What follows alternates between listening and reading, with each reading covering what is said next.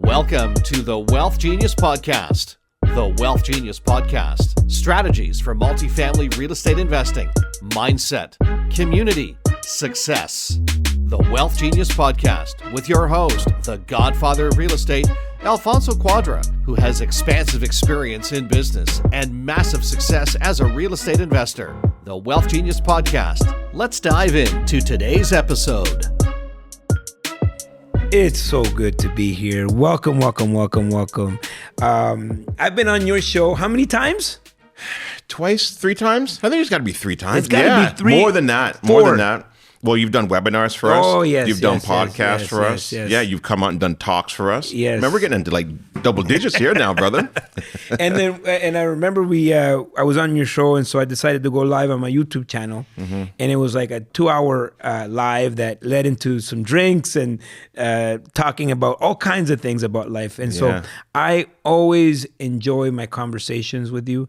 And it's just too bad that it takes so long for us to get together. You know what I mean? Yeah. So we're gonna have to plan some other non-show, visits. You know what I mean? Well, I think part of it too is like, we're both busy. We're both building businesses. We're out there having fun with what we're doing as well too. And, it's great watching what you've been doing. It's incredible. Like I said before the mics turned on, I'm like, every time I wake up, Alfonso, before I go to bed, Alfonso, there I am. But you're doing great things. And I love that. I love seeing people build businesses.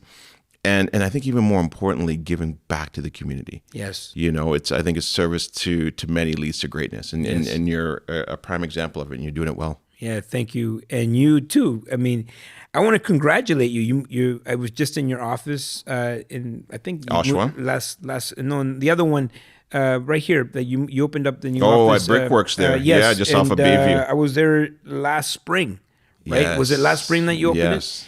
And just before spring. Yeah, it's gorgeous office, and so there's momentum on your side. There's you're building the real estate, you're building the brokerages, and then I see this Mexico stuff. So I want to get into that as well. Yeah, absolutely. so much to get into. So I want to start with where you are now. What is the scope of your portfolio, your businesses? What do you got going on? Yeah, good question. So we got lots going on, right? So you want me to kind of go through it all? I've got the podcast that I'm doing, which is probably I think one of my... Which I've been on a few times. Yeah. You better go there and check it out. All right, thanks. The podcast, I did one today actually, but nice. I have a lot of fun with that because I get to sit down with people that are going out and doing things. Yeah. And it also, what I love about it as well too, is sometimes it challenges my pillars. And like, I never thought about it like that. That's a great idea. That's a great thought. That's a great direction that you're going in.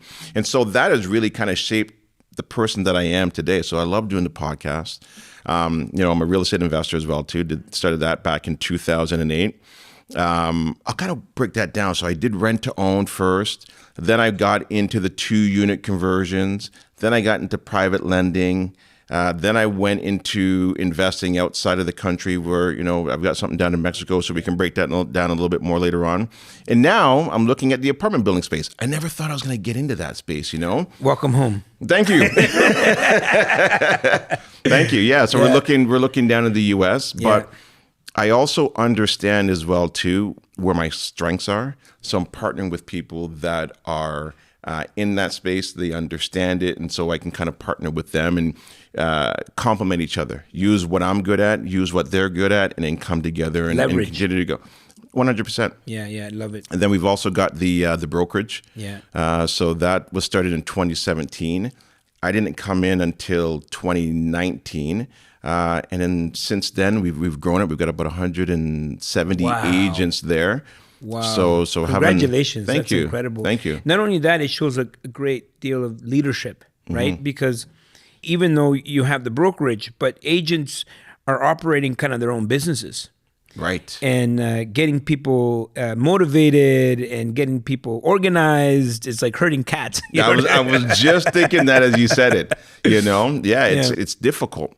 I thought when I got into that space, I'm like, okay, well, look, you know what? I've raised capital. I've gotten investors to invest with me, to believe in me, to move with me. Yeah. And I'm like, well, I can do this with real estate agents. wrong. It's not that easy, So it was. Is it challenging, like but therapy? Is it like therapy? It is. But you know what, though? It's a good challenge. Yeah. And I think that's what is important, is that you're always challenging yourself. You're always seeing what mountain you can climb next. And so, that's been an interesting journey. And I think also now going into the apartment building space, that's going to be an interesting journey as well, too. And I think it's really important, the way that I laid it out, but also for people that are listening to understand that don't jump from strategy to strategy to strategy quickly. You should be in a strategy for at least 4 or 5 years, master it. See it through. Yeah, and then you can move into a next strategy. And then while you're moving into that next strategy, it's almost kind of like that 80-20, like you're still, in that strategy you're working on and learning the other strategy before you kind of move into it, right? Yeah. Because then you become, an expert in each of these particular areas, right? And, like rent to own, I wrote a book on it. I understand it. I can move back to that. But if I'm only in it for, 6 months, well, I haven't really fully engaged in it and understand it to the fullest. So let me ask you a question. In terms of running a brokerage, being a realtor, okay, what do you love most about that business? I love mentoring and showing real estate agents that there's a different way to run your business, that you don't have to do it the typical way of just the door knocking or just the open house. If you have a client, you don't have to wait for them to move again. You can now be their financial advisor for life. It's like you're like their quarterback, right? Yeah, and that's what you should be. You should be their financial advisor, so that a few years goes by, you check up on them, where things are. Home's gone up in equity. Real estate investing is a great way to build wealth. Yeah, there's so many different things you can do with them, right? And I think that's a great way to show agents, don't only stay in that Red Sea. Go over to the blue ocean. You know what I mean? Like that blue ocean is an area where a lot of real estate agents don't live in. They're all fighting for this little small pool. Yeah. But if you really nurture and look after each of your clients, it can take them a long way. And I think that we're very much in alignment with that. It's just like value. Like add value to people, and then the business will be automatic. The business will come. Right. Everybody's just looking to do a transaction. Yep. And when you're looking to do a transaction, you will do some transactions, but you'll never have that long-lasting loyalty that you're going to get from a customer that's going to come back to you for many different things. Maybe they're not selling their home, but they want to invest. They want to they want some advice on what can they do with the equity, right? Right. Yeah. And then what ends up happening as well too is that you are now in their sphere of influence. And then their friends, they start telling their friends, like, my agent helped me buy an investment property. I'm at 3 now. Yeah. What? Your agent doesn't do that for you? Or you got to come talk to my agent. Right? Yeah. So it's important to educate them and show them that there are different ways to invest your money. I've been on your show a few times, 3 or 4 times. We don't remember how many times, but I've always shared my story, and I've never gotten to hear your story. Okay. And so I'm kind of looking forward to this. I want to know kind of like, what's the origin story? Like how to, now we see you, you got the blazer on, looking sexy, and you got the brokerage, you got the overseas, you got the multifamily, you got the rent to own. So where did it all start? Great question. So I was in a 9-to-5 world. I was in there for about 17 years. What were you doing? IT. Yeah. Wow. I was dealing with servers, mainframes, Ethernet. Yeah. Wow. And nothing to do with sales. Right. So completely different world. And after 2008, when they had the crash there in the U.S., we called it Black Monday, and the manager came out and called in one of my coworkers, and he comes out and you can see the look. Were you living in the U.S.? No. Oh, okay. No. I was in Canada. I was in Canada. Okay. And so he calls my coworker. He comes out, and I can see the look on his face, and I'm like, oh, he just got let go. And so all day long, Alfonso, they're letting people go. And I'm banging that keyboard. I'm thinking, you know what, man? Like, my manager, he's got to see me working real hard here, right? But I mean, look, they already had their list. They knew who they were going to let go. He comes out and he goes, okay, whoever's here, you guys are safe. And driving home, and I go, never again do I ever want to feel like somebody's in control of my financial freedom or future. The problem was I didn't know what to do. You know, now luckily, about a year or 2 years before that, my brother had brought over The Secret. And I was like, I wonder if this thing works. And then that got me into Jim Rohn. And now I'm starting to work on my mindset, which is good. So now I'm working on my mindset before I'm even getting into real estate investing. Yeah. So I started trying a couple of different businesses. I got into the stock market, trading, currency. I was waking up at 4 a.m, trading the yen, the euro, the US, you know. It's I always find it so fascinating. Like, everybody's searching for something, right? And we've all kind of touched these things, like The Secret, Rich Dad, Poor Dad, that leads into, you know, selling, you know, vitamin water and, you know, weight loss thing and this and that. There's always like a search, you know, like you're trading Forex, you know what I mean? You're trading the yen and the this and that, because it's like we don't know what to do. We just know we need to do something. Right. And so we're at the very beginning, we try all kinds of things. Right.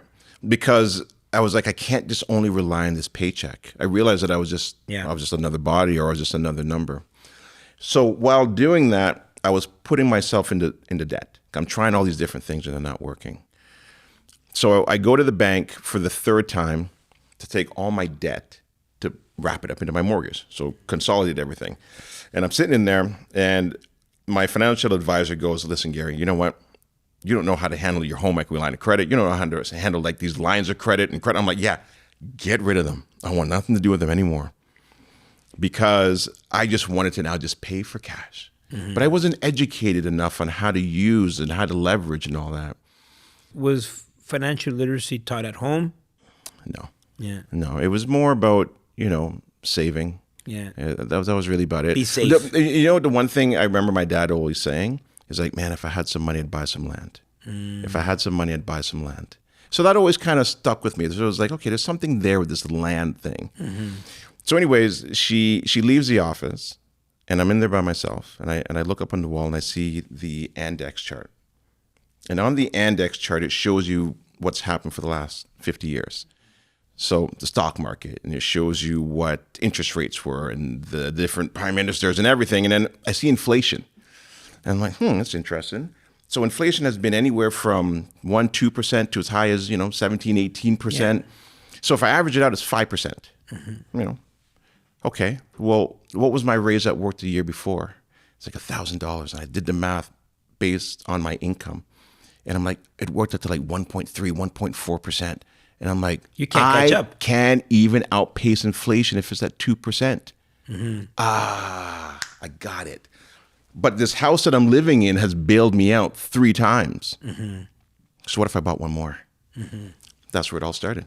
So I bought my first investment property in 2008. And so how do you go about buying your first investment property? Because you're kind of tapped out. You've done. You're already like, the bank guy is telling you, listen, like, what's going on? Every 3 months you're in this office. You're trying to reconsolidate everything. How many times are we going to do this? Exactly. And so, the reason I asked that, because I know that there's a transition happening there, and at the same time, mindset is being shifted, and debt is a big part of that paradigm. Like how to use debt, how to leverage debt, good debt versus bad debt. My mom said never be in debt. Right. And that's the mindset that I had. These are the things that I had to overcome. So kind of like you're going to buy one house. That was your goal, buy a second house. Yes. Yeah. And so that was my goal. How did you do it? So then I just started telling people like, okay, I want to buy an investment property. I need to get an investment property. I'm letting everybody know. And so I told a friend of mine that, and he goes, you know what? My dad's going through a bit of a situation. He really wants to stay in the home. And his girlfriend, they've decided that they're going to sell it. Hey, I'll buy it. He goes, you're going to buy my dad's home? I'm like, yeah. how much is it? Like it was just, I was so focused on just buying a home. Yeah. And at the time it was a illegal 2-unit. I didn't care. I didn't know anything about real estate investing and stuff like that. I'm like, yeah, that's cool. Legal schmeagle. Who cares? just get the property. So it was $200,000. It was in Oshawa.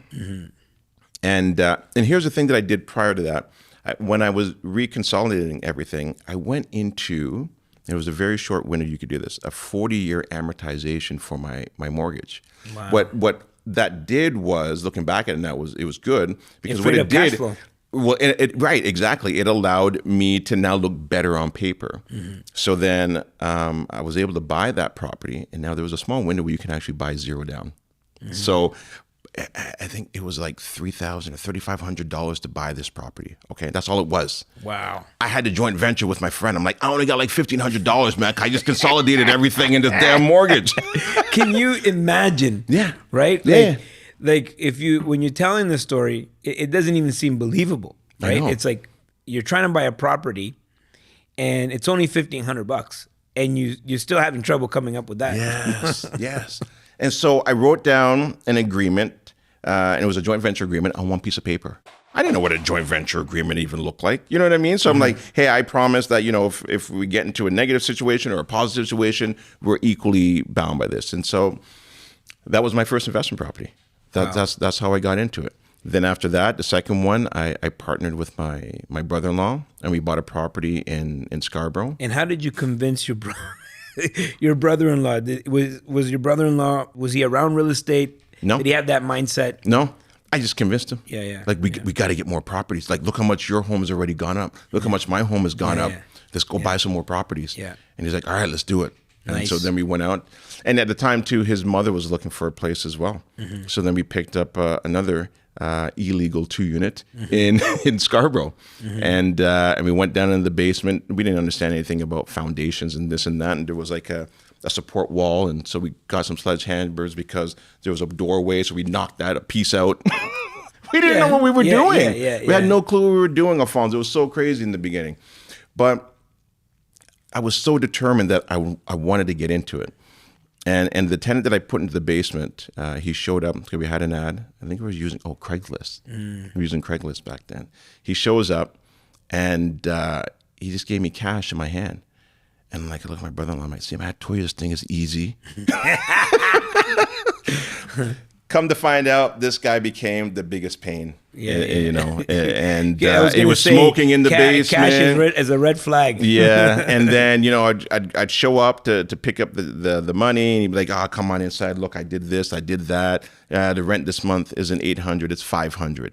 And this went on for like a whole year, and I'm like, "Okay, I don't know what I'm doing here." And so we ended up. A lot of people would have gave up at that point, right? So then we sold it, and we kind of broke even. Yeah.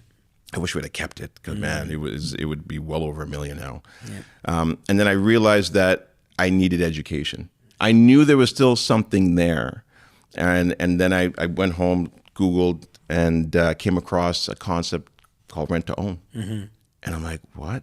This is interesting. And then I just educated myself on rent to own, and then the rest kind of was history from there. From 2010, I think, to 2014, I picked up 19 properties. And you were kind of in alignment with the times because the money dried up.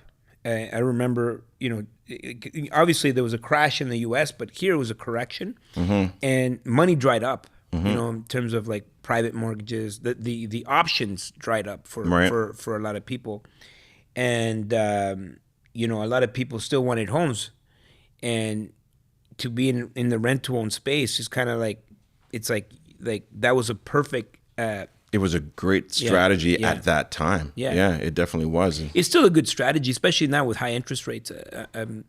If someone's having trouble selling their house or relocating, let's say it's negative cash flow, well, rent to own strategy would fix that right away, because the rent to own strategy is the only time you actually see a single family cash flow. That was the amazing thing about it too. And we were buying these homes for $250, $260, $280, and they were priced great back then. And it was great that you could cash flow on these single family homes. And so I wrote a book on it, and then we started teaching investors. And when we started Smart Home Choice in 2010, that was all we did. It was just rent to own, because the big thing was for us was be an investor, not a landlord. And so it was great because you were having a family move in, they had a vested interest, the cash flow was good, and you were going to get this payout at the end 3 years later. Yeah. Is the strategy that because you were a realtor at that time? I wasn't a realtor. Oh, you weren't a realtor? No, but I had a friend who was a realtor that was part of the business at the time. Ah, okay. So the strategy was that they would just be the liaison. Maybe if it's 5 years into the future, but at least it's there. Like Right. it's business, and at some point those people are going to want to sell, and Yeah, exactly. Yeah. Now, after doing that for about, a good 6-7 years, well, prior to that, about 5 years, I realized, oh, hold on a second, I'm losing these properties. Now, it was great because I was helping these families get into home ownership, and I'm like, but I need these assets. I can't be losing them. Right. So as much as I love the cash flow, which allowed me to actually depart my full-time job in 2014, because I had enough cash flow coming in that it was covering our mortgage payments. So that was great. So it gave me the courage to leave that 9 to 5. Yeah. I'm like, but we got to keep these assets. Yeah. And this is now when I went into the burst strategy. Going back on leaving the JOB, just over broke, how was that transition for you? Like, Scary. Was it easy? Like, did your family support it? Because I know when I got into real estate, my mom was like, nah, it's not going to work, but like, was it easy for you? Did you find that there was no, it wasn't easy. It wasn't easy because, as I was growing the portfolio, a lot of my coworkers were like, "Oh, this is good. Oh, hold on a second, the market's going to crash. It hasn't crashed you yet." Yeah. So you got to remember now. Yeah, you got to remember it. I think people forget this. During that time, 2010, 11, 12, 14, 15, everybody was saying it was going to crash, it's going to correct, and that was a very fearful time as well too. I think people forget that. Well, at least I was hearing it in my ears from my coworkers. I'll never forget the Globe and Mail picture of like Toronto houses, and it's like, we've entered the bubble. And it was like big. It was it was like in the entire front page, and it was like the bubble, and the bubble's gonna burst, and everything was fear. Yeah. And so now I'm hearing it from my coworkers as well too. And you're gonna lose all these homes. You're gonna lose your own personal home. You're gonna go bankrupt. I'm like, oh my God. So I was educating myself, but I still felt like I was on shaky grounds, even though I was going to these events and I'm learning from, these people that are where I want to be. So I'm like, okay, cool. But I these people, they're not saying it's going to happen, or they're still investing in real estate. And I'm starting to get the fundamentals of just buy an asset, make sure it cash flows. And then back then too, it wasn't just, hey, variable, do what allows you to sleep at night. So I was like, okay, well, maybe we'll do a variable, maybe we'll do a fix. So sometimes we did fixed, sometimes we did variable. And so then I had a good mentor, and I was asking him a lot of questions. He's like, Gary, man, you can do this. However, you've been at this job, man, for like almost 17 years. You got this pension, and I'm getting close to 40 now. And I'm like, if I don't make this transition, if I don't make this move, I'm stuck here for life. Because you don't want to give up that pension. It starts getting to a size of like, what am I doing? You start getting closer and closer. It's like, I'm almost there. Right. Just another 10 more years. Yeah, exactly. And you know what it was as well too, is that I remember saying this to myself when I was at TD and asking the people that I was working with, like, hey, how do we get out of here? And it got to the point where like, no one was able to give me the solution. I was like, man, I can't wait till I just retire. What a horrible thing to say. I can't wait till I'm 65 years old, Alfonso.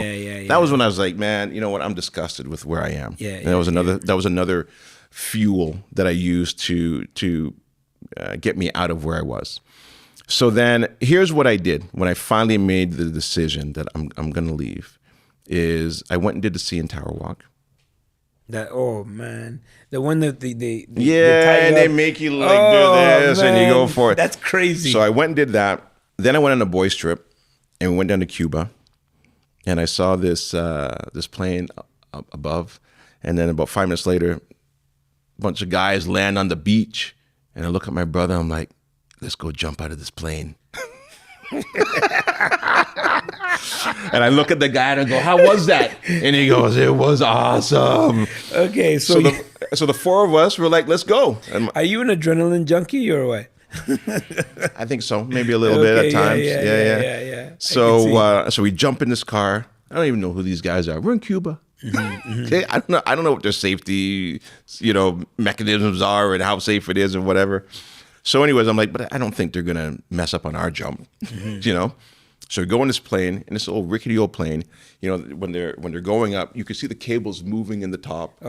I'm already, my heart has already stopped twice during this story. Wild. Yeah. So we jump out and we land. Best experience in my whole entire life. And Cuba. In Cuba. Yeah. Land right in our beach, right by our resort. Wow. Incredible. And when I landed, I said, you know what? The CN Tower and his jump didn't kill me. So leaving TD Bank definitely won't kill me. Wow. And that was my reasoning of doing it, of like, well, I'm not going to die. I might feel like I'm going to die. What is the worst case scenario? Right. I won't die. You get another job. Right. I get another job, whatever it may be. Yeah. But I'm not going to actually physically die. Yeah. And that was what I used to make the decision to leave. But I also remember something that Jim Rohn said to me as well, too. Well, not said to me, but said that to I us. heard. Yeah, said to us. Said to us, because he called me up and said, "Hey, Gary, listen, man." No, but you know what? I spent hours listening to Jim Rohn.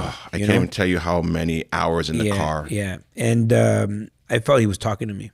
Yeah. Yeah. You know what I would do, and I'll get back to finish that story, is when I was listening to him, I would stop it, and then I would say it in my own words on a recording.